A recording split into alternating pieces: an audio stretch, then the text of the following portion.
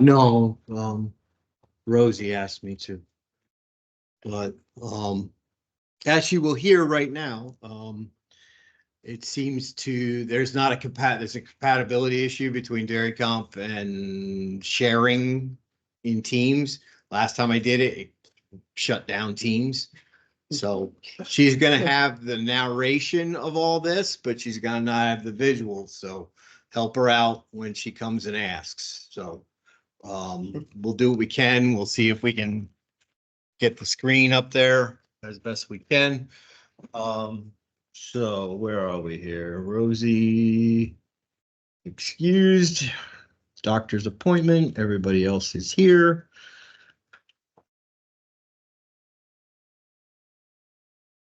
Okay, so today we're going to talk about the cow value aspect of the program. I think I mentioned at the end of last class.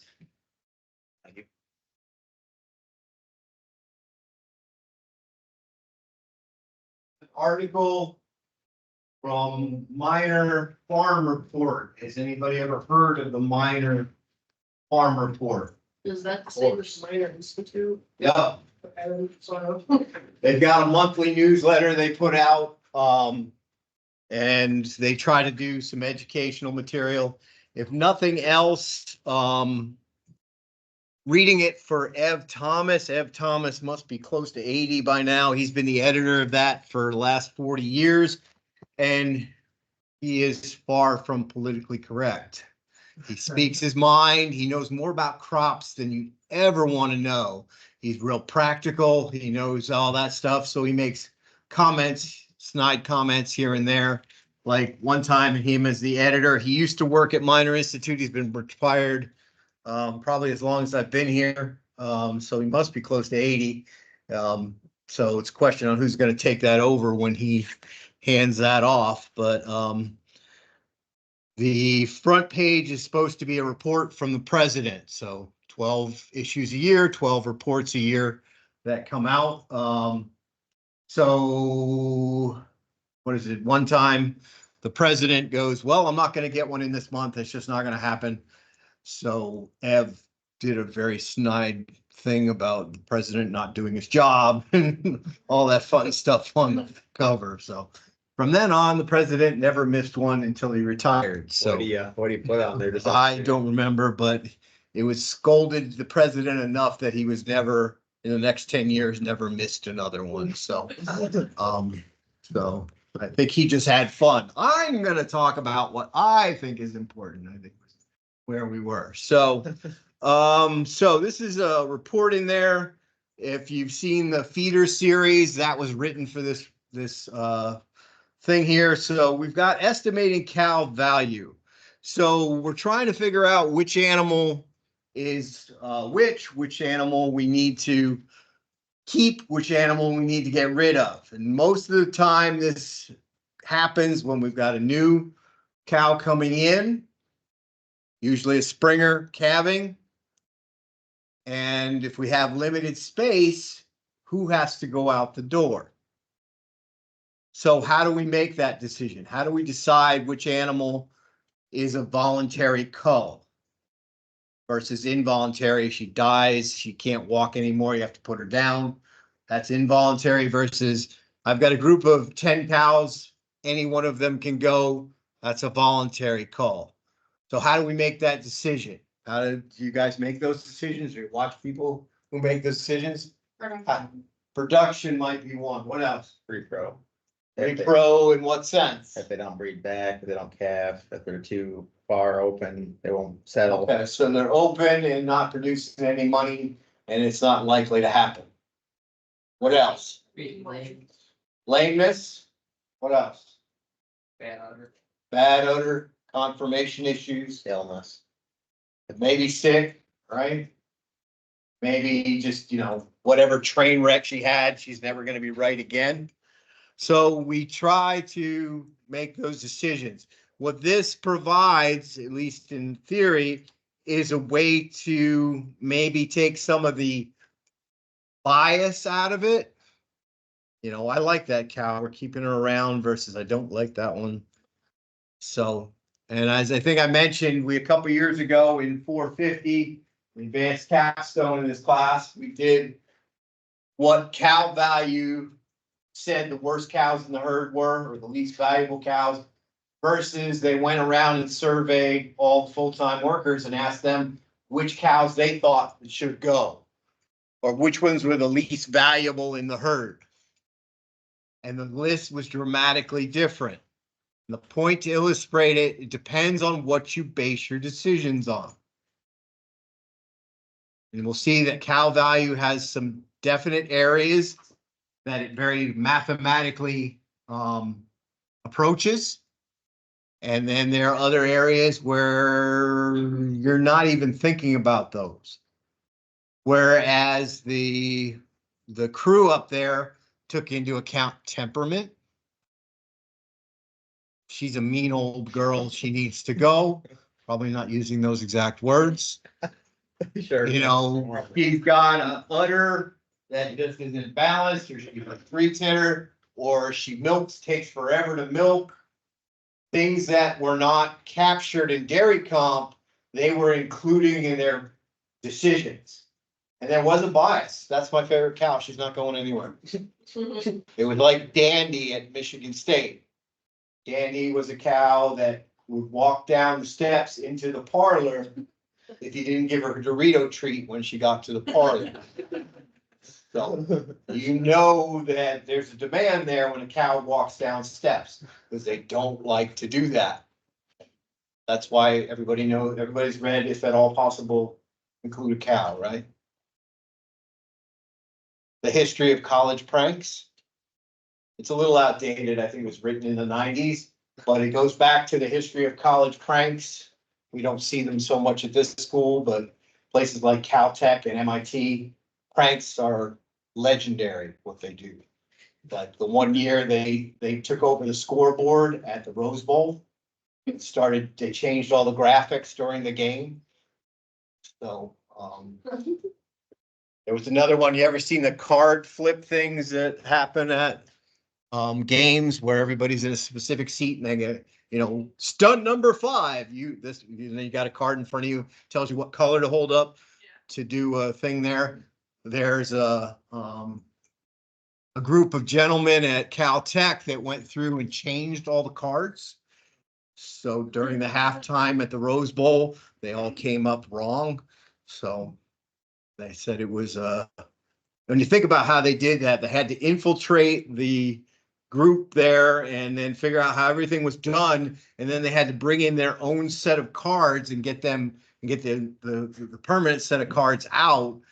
So everything was distributed correctly. So, anyway, but the title is If at All Possible, Include a Cow, because in the old days, all schools had a farm that had cows, and they generally take cows up the clock tower, right? So most schools have a clock tower. You take the cow up the steps to the clock tower. They go up the steps fine.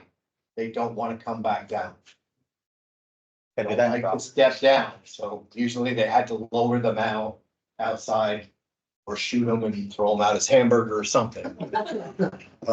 So lots of different things happening there. So what is the value of the cow? What are you going to include? How are you going to include? So this happens everywhere when you're talking about programs and stuff. All the breed associations have their indexes, net merit dollars, udder composite, all that stuff. When you start to put multiple factors together, they're coming to play coefficients. And who decides what that coefficient should be, or what percentage is production, what percentage is health, what percentage is confirmation? There's a lot of economics riding on that, depending on how those things are weighted. So if I want to emphasize the production bulls, I'm going to put more emphasis or more weight in those production characteristics versus type bulls, or vice versa. What if I want big cows? I'll put in productive life. We need big cows because they're more efficient or whatever. I can put my biases into that equation and put things any way I want to. So taking a look at what the biases are in this and how you might temper them with your own input. So if we take a look at the article here, if we look at the first paragraph, when deciding to cull a cow, milk production, age, stage of lactation, health, and reproductive performance are all areas farmers look at to decide when a cow should stay in the herd, or if a cow. Typically, a cow is removed from the herd when her profits no longer exceeding the cost of raising her, which I'm not sure I agreed in that statement. I think there's a couple words missing. No longer exceeding the cost of her cost to raise. She pays back her cost, and then everything else after that is gravy, above feed costs or fixed costs or whatever. Typically, and when there is high profits expected from potential replacement, Dairy Herd Management Program, Dairy Comp 305, has a module called Cow Val, and it's used to estimate the value of the adult animals. So if we go over to here, it talks about what that actually means. They get to the definitions over on this side of the page. So if we look at that paragraph there, cow value is essentially how much money the cow is worth compared to the average heifer. So we're setting the average heifer at 0. And then we'll have animals that have a positive dollar value will be more than that. And the ones with negative numbers are going to be less than that. It's all relative to that thing there. And that it also depends on what you put down as how much does it cost to raise a heifer. So then it says further along a pregnancy and peg value should be preg. They should throw an R in there. Is how much a pregnancy is worth. The further along the pregnancy is, the higher the cow value and peg value will be. A peg value is of a cow that is open or bred is how much of confirmed pregnancy will increase or decrease their cow value. So the way I look at that is kind of additive. You know, I'm not sure if that's exactly right, but you got the cow value and then you add the pregnancy to it for how much she's worth, especially if she's open. Maybe the pregnant ones have in the cow value already, but I think they're meant to be additive. I don't know that for sure. If we flip over to a page, if you're interested, there at the end, we have a reference that you can go to look how all that is calculated.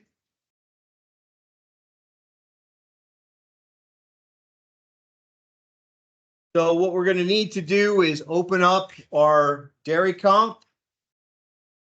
And we're going to use the Morrisville herd for this because you may know some of these animals. So open it up. We're going to keep the date at February 26. So I want you to type list ID CWVAL. So type that in and then hit enter. What do you get? Just a list of IDs, right? Because you haven't calculated what those cows are worth at the moment. So we need to go through and figure out based on what the inputs are, what our cows are worth. So we've done that. Right now, if we added preg value to that, PGVAL, you're still going to get nothing. So what we have to do to get something there is run COWVAL.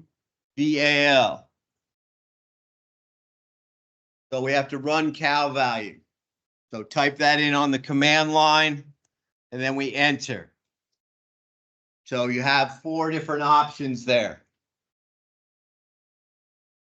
You've got exit, get out of that. You can edit parameters, estimate cow value, or calculate parameter estimates. So what you're gonna do is hit 3. So 3, estimate the cow values. So based on current information on this cow, what is the value of that cow? So we hit enter. So these are some of the parameters they're using.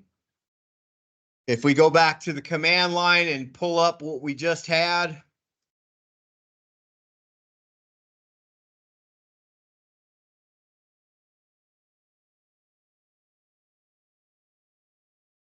I guess I never entered that. So list ID, cow, val, and preg val. So listing those options there. Now we hit that again. We now have values that we've calculated for those animals. So right now we're listed in ID order from top to bottom. So how much is the cow worth? How much is the pregnancy value of that animal? So if I wanted to put them in order to see who my worst cow is, what do I do? Anybody remember? Hit cow value. So right now I'm sorted from lowest to highest. So my least valuable cow, according to Dairy Comp 305, is 1302.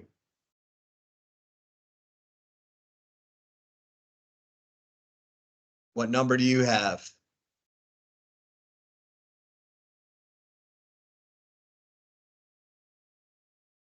Wonder if I changed the parameters. Okay, maybe I need to go back. So cow value, let's go there. Let's go to edit parameters, number 2. Let's see if you have the same ones I do. I may have gone in playing with this and forgot to change everything back. So we can go through, these are the assumptions that go into calculating the cow value. So what do you see here?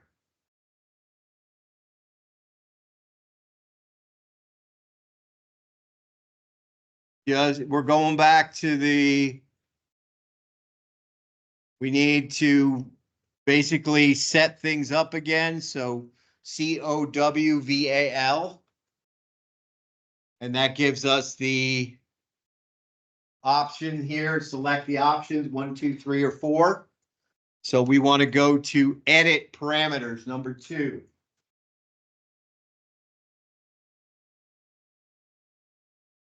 So we've edited these cows here. We've got the 2 items there. So what's up in here? What do we got down here? So these are actual milk productions that we're assuming for every lactation group. So first lactation, second lactation, third lactation or greater. We have our persistencies. How long, where do we peak? How long does it take us to go down? So we have cull rates of those animals. How long is that animal likely to be around? Has anybody done net present value in your ag business classes? Net present value. I.e., if this cow is going to give me this much this year, this much this year, this much this year, this much this year, this is how much feed costs. How much can I afford to pay for that cow based on what her future production is today and still make money? So it's based on the cow is going to make so much money each year, but it's discounted by the interest rate, right? If I have to wait 3 years for my money, I get less. So net present value assumes an interest rate. And if I get this much money this year, this much money this year, this much money this year, how much money today do I have to invest into a bank account at a given interest rate to get the same amount of money at the end of that cow's productive life? net present value. So how much is this cow worth over the next 3-5 years, discounted back to present dollars, net present value. So that's what this tries to do, is given the fact that this cow is going to be not likely around later, only losing, it says here, a quarter, third, almost half, 3/4 of our cows in those lactations. How much, if I got a second lactation animal, how much do I project her to produce for the next 8 years? If everything goes right, what milk production is she going to do? And then I do a percentage of that based on the idea that she may or may not be around. So I may only count for 10% of my milk production here, of that 10% of this here, 80% here, 3/4 here. And that tells me how much milk she's going to produce for the next, if everything goes well, how much milk can I expect from that cow? And then what do I have to multiply that by? Milk price. So projecting out based on culling rates, milk production by lactation persistency, how much milk on average can I expect from that cow? And multiplying it by the dollars. Then we've got all these different things there. So you guys have the same numbers I do or not? Yeah. Lactation what? This one? So everything else? But you're saying you've got differences. Good. Okay, so let's go through these and all get on the same page. So you can edit these to fit your farm. So looking at these, when do you think these were put in? $17 milk? 2-3 years ago, right? It's probably the last time it was edited, probably in that 450 class we did a couple years ago. So that's probably the last time it was edited. So every time you want to update things with new prices, you got to go through CalVal and enter the new prices in. Because as milk goes up, those older girls are going to be worth more. As repro success goes down, those older girls are going to be worth less. Sure, you can change coal value. Yeah, coal value is certainly way different. So it might be worth getting rid of that animal. That's another thing. People are saying, well, like, geez, I can get $2,000 for her. She's gone. You know, that's, you know, now made it. So heat detection rate. What do we know about heat detection rate up at the dairy? Pretty good. Okay, what should it be? Higher than 0.45. Have 80. So probably we have what? Preg rate is heat detection rate times conception rate, right? Preg rate up there is like a third, right? 33%. So if our conception rate is somewhere north of 50% up there, so let's put 0.5 in there. What do I have to take 0.5 times to get that 33 preg rate? Probably 2/3, right? So 0.67.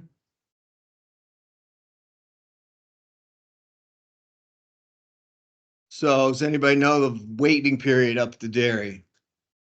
So there's a description over on the side with each of these parameters. What's the voluntary waiting period up the dairy? 65, isn't it? Or is it? I don't know. How do we find that out? Cow cards. Check.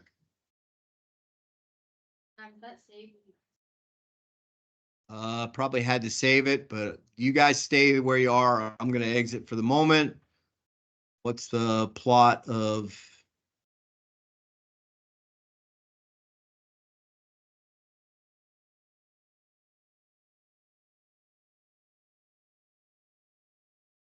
Was a graph in here somewhere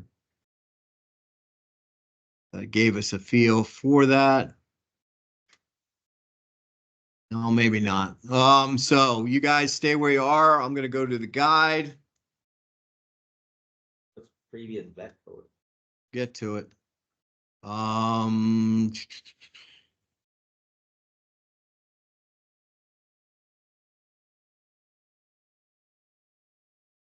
so what does it look like our first 8 days to first services? Voluntary waiting period is definitely what?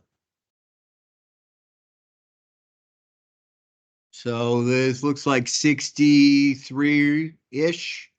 So if we're going to be absolute on it, it's 63, 64.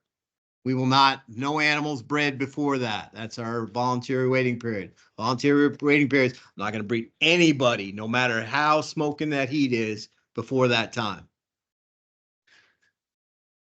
What does it really look like about?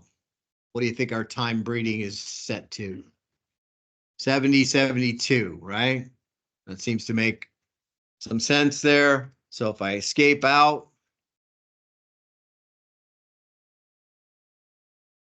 go back to where we were, back to edit parameters. So, well, there's your question, your answer. It did not save. I have to hit OK. You can also revert to previous or stall default. So we said 0.67 for heat detection rate, 0.5 for conception rate. I think it's a little higher than that. So what do you want to put here for voluntary waiting period? 70, we'll keep it the same. So average days open. What do you think that is for this herd? How do we figure that out?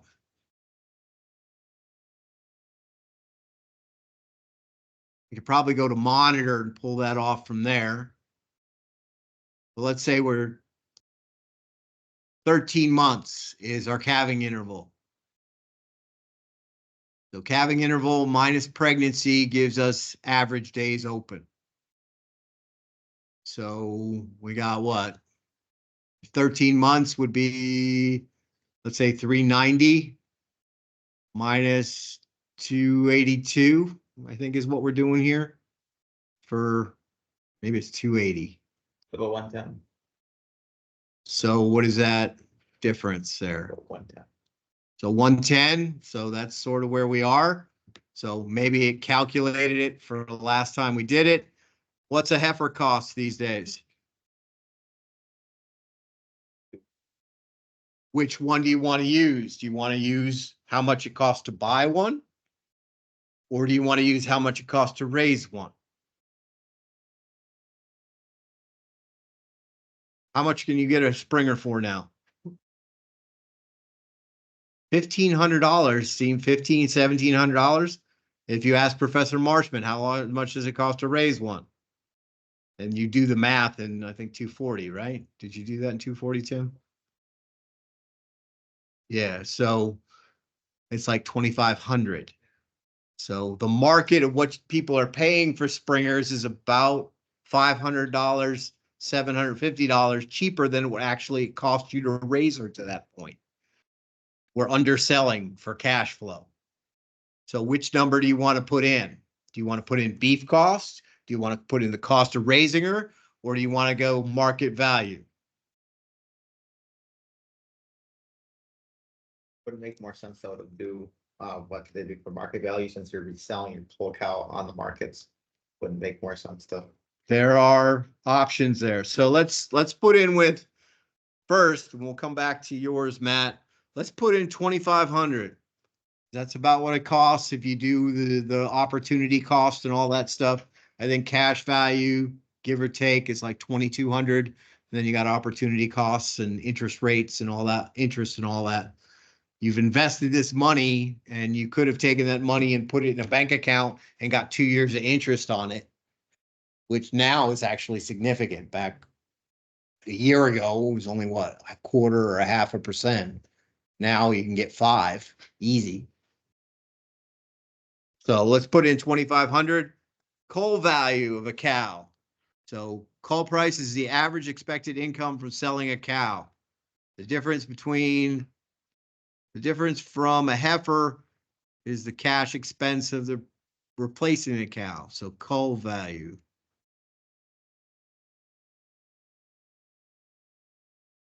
So what do you want to put in there for, what do you get for selling a cow right now? $1.50 a pound, probably about $2,000. So again, whatever assumptions you put in are going to influence things. Milk price. We had 18 yet? I think we're floating close to 20, aren't we? I think it's a little under 20 right now. Is that for the fluid one area? I think what we're getting up the dairy is just short of 20. That's with all our premiums and stuff, but let's say 20 bucks. So marginal feed, the marginal feed is the estimated cost of incremental feed required to get the additional milk. A quick estimate is the cost of 40 units of, or pounds per kilogram of dry matter. So it's what it's saying, 3 there. So 40 units. So we're doing this in English. So how much does 40 pounds of dry matter cost?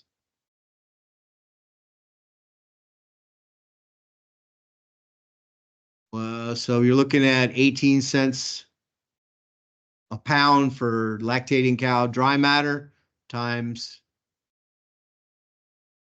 40. What does that work out to? $66.40.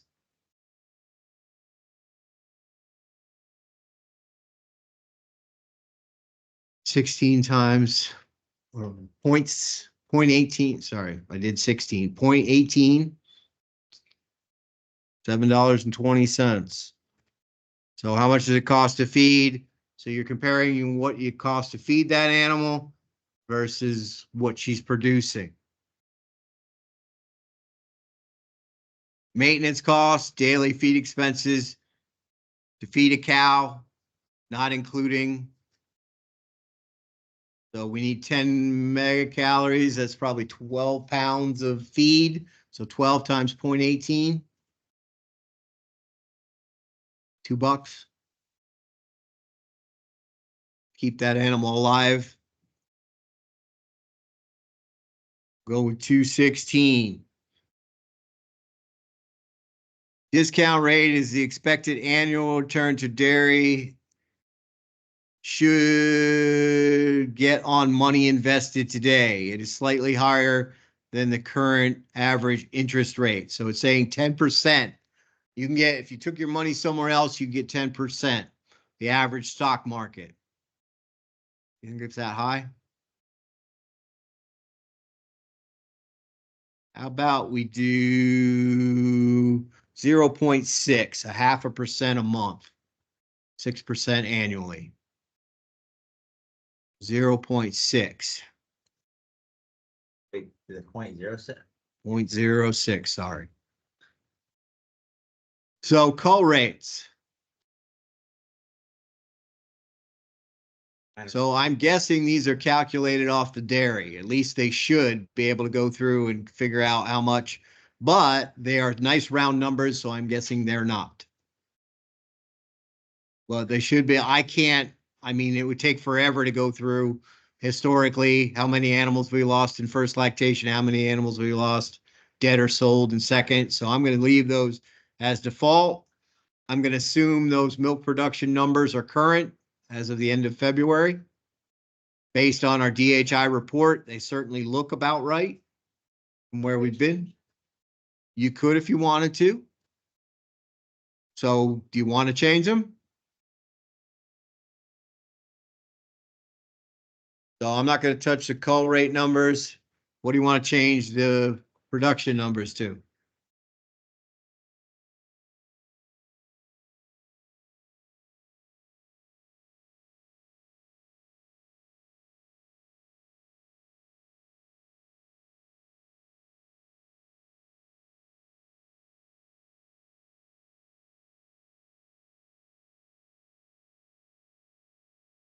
Anybody want to make an adjustment?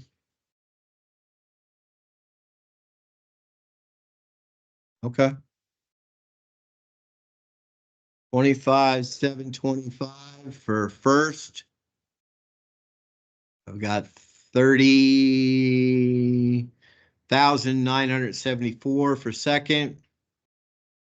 31,673. They seem like numbers that are, we don't have much difference between our second and third lactating animals, which is odd. The third are where they're supposed to be, relatively speaking. The first are where they're supposed to be relative. The third lactation, it seems our second lactation animals are overperforming. So then persistency, 0.97, 0.94. So the monthly estimated change past peak. So they're trying to estimate by month what the milk production is. So taking those actual milks for 305 and then dividing them into, this is how much you get each month. And she peaks up here and then drops. The first lactation animals are going to drop 6% a month from peak. Mature animals, according to this, are going to drop 8% a month. So everybody, we got the same ones. Okay, so hit OK. We're going to go back and estimate our cow value again, 3.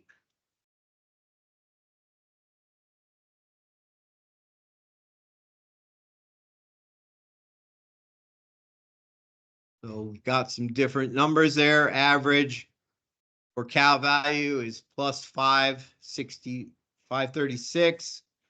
Average pregnancy value for an animal that's open, 355. Average for an animal that's already pregnant, 1,041.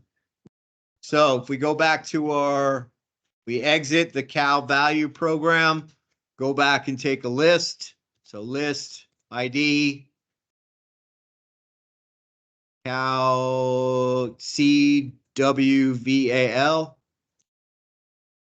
And we've got our cow values for all our animals. So if I sort that, I click on cow val. My least valuable animal is still 1302. Does everybody have minus 1,747? Okay, so differences there. So how animals come up will depend on what estimates I put in.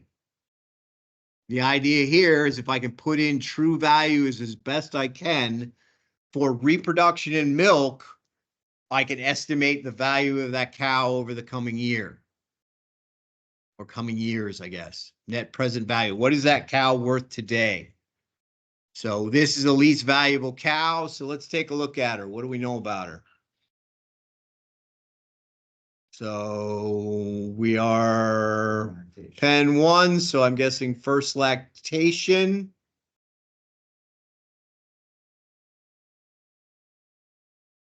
So she freshened last year, bred, where's her birthday? January 13th of 2022. That seems a little early. So what was her age at first calving? 1 year, 11 months, first fresh date. So she was maybe a little bit small coming in. If we look at her lactation, so she's got, those are her milkings recently, previous. She's not producing probably as much as some of the others. So we got 4,500 for, what does that work out to? About 2 months. So if we divide 60 in there, that's like 75 pounds a day, I'm guessing. 60 into 4,500. I think we work out close to 75. Okay. So that's not a lot for first lactation ever, especially a little bit pretty good on protein, a little low on, or fat, a little low on protein. So her repro status, she's not currently, as of the 26th of February, bred or confirmed pregnant. So I'm guessing most of her value is related to just lack of milk production. So she came in and she's not producing as much. 79. Do we have a graph?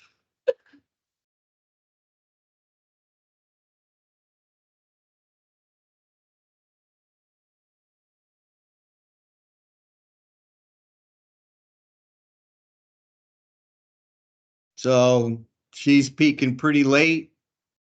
She lost some steps there. So what are we doing in purple? We've got vaccine. That vaccine hit her pretty hard. She's moved. She's looted. She's bred. So linear score. She's pretty clean. So do you give up on that animal or not? So at the other end, if we flip that around, going from highest to lowest, we got some mature cows there at the top. 1155 is our highest cow with a relative to our heifer at 1,365 pound or dollars in relative value. So she's pregnant. That's going to bump her up. So she seems to be doing pretty good. She's off the chart here for production. She's got a full lactation in. She's getting to the point where she's going to be dried off, I'm guessing. So she's going to come around and we hope produce again. So previous lactations, I'd say we're doing all right. First lactation animal, she's way above her peers. So 36,680 pounds of total milk from her first calf heifer. That's why she's number one. So she's going through her second lactation. She's probably going to have the same, something similar by the time she's done. If we're currently, so where is she? Fat corrected milk. She's what? 6 months in, 6, 7, 8, 9 months in. She's still doing over 100 pounds. So that's why she's number one, her ability to produce and what else? Reproduce. So that's the focus of cow value. There's a lot of other factors that are not considered. And that's why when we did this in 405, the crew gave a very different list of the 5 worst cows in the herd versus what cow value did. So the crew was thinking about, we didn't tell them about cow value because nobody knew about it up there, but we showed them after the fact that said this is cow value versus your projection, and you compared the reasons. This is strictly milk it and repro. This is a lot of other factors that they know about this animal. Well, she's been a problem because of illnesses. She got bad feet and legs. She's got a bad udder. She milks too slow. She's inconvenient to me for a number of reasons. She stands out because she's always the last one in the pen. She's always the last one milked. So the human bias of things. So you have to weigh those two things together. Now, if we look at cow value, it's not perfect, right? She's in pen 4 at the moment, or was it when this was run? She was in pen 4. So she went from the other side back. They pushed her over at the tail end as she get close to the end of her lactation.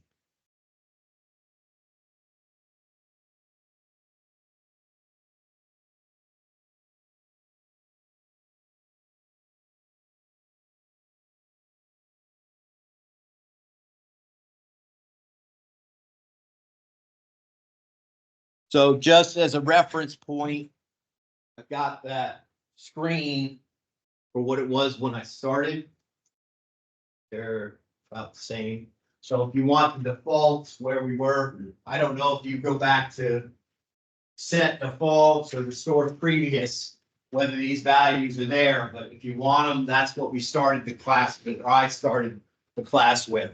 So you just have those there as a reference point, so you might print those out as you go through. So anytime you want to figure out the value of your cattle, certainly with milk price, that's going to go up and down. Feed costs, maybe not so much, but they're going to go up and down. Market price is going to go through the roof, right? At some point, it's going to stop. People are just going to stop eating meat and it's going to fall through the floor. So, Are we soon? no, 595's pregnant?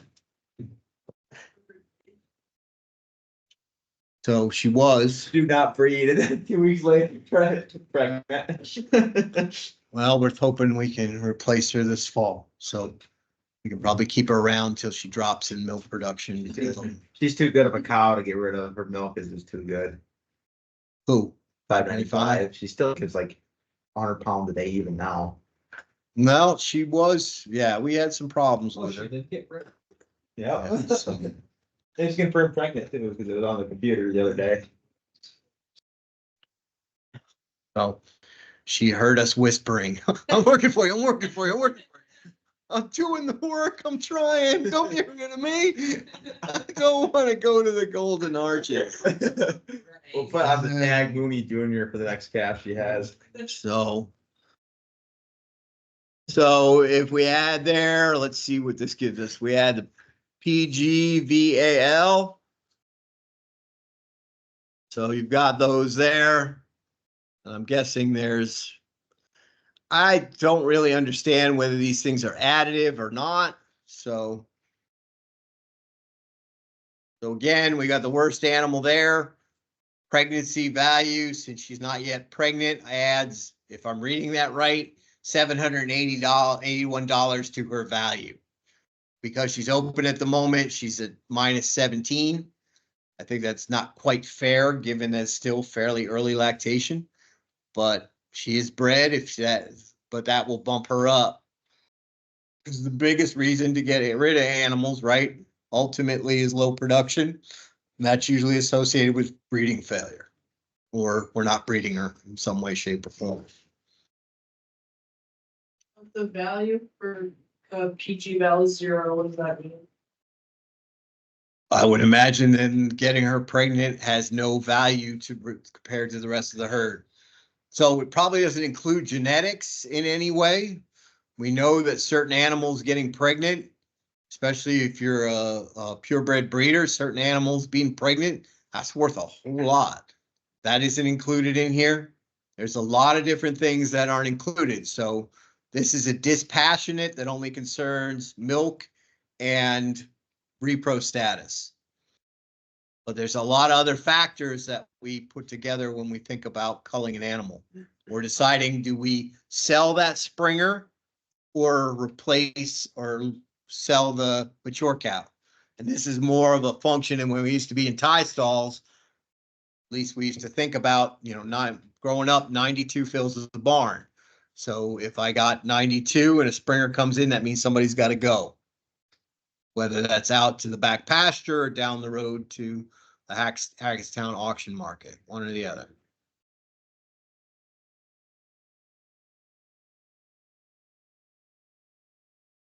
So did anybody find this intriguing at all? Yeah. So again, with anything in life, know what the assumptions are, not just the results. When you're looking at a research study, you need to see how they set things up, not just the results that they got 5 more pounds of milk, but did they do everything in such a way that would make their product look so good? If you're making silage additives, you're going to test it in the worst possible ensiling conditions to get the rain, split things apart. So always understand your assumptions. There have been times in my life where why is this person being so mean to me? I don't understand it. I couldn't figure it out. And then we have to go back to our assumptions. I was assuming that this person was a decent individual, and I was wrong in that assumption. So they're assuming that these cows are going to produce this amount of milk. They assume that they're going to have this reproductive success. We've been pretty consistent for the last 10 years or so with milking cows. We had a real dip with our heifers. We had some problems, but this assumes steady state for the next 10 years. So think about those assumptions, think about the inputs, all things. The nice thing about this is it compares apples to apples, right? But you have to really think about those assumptions. And if there's a differential in there between repro, you got a good milker, but shitty repro, or good repro, shitty milk, how you value those two different things will influence where they get ranked in this system. So think about your assumptions and who got paid what for like TPI. Everybody knows what TPI is, right? Total Performance Index. It's an index put out by Holstein's. Who got paid to decide what the coefficients are for each of those things going across, which there's like 10 things in that equation. Which ones got emphasized, which ones didn't. If you change those coefficients, you're going to change the bull ranks based on things. So one has to wonder, in my conspiratorial view of the world, who got paid what to make sure my bull got to the top. Think about your assumptions when you're doing anything like this. So bring your laptops next week. We'll do something. We got to get Bovisync in here at some point.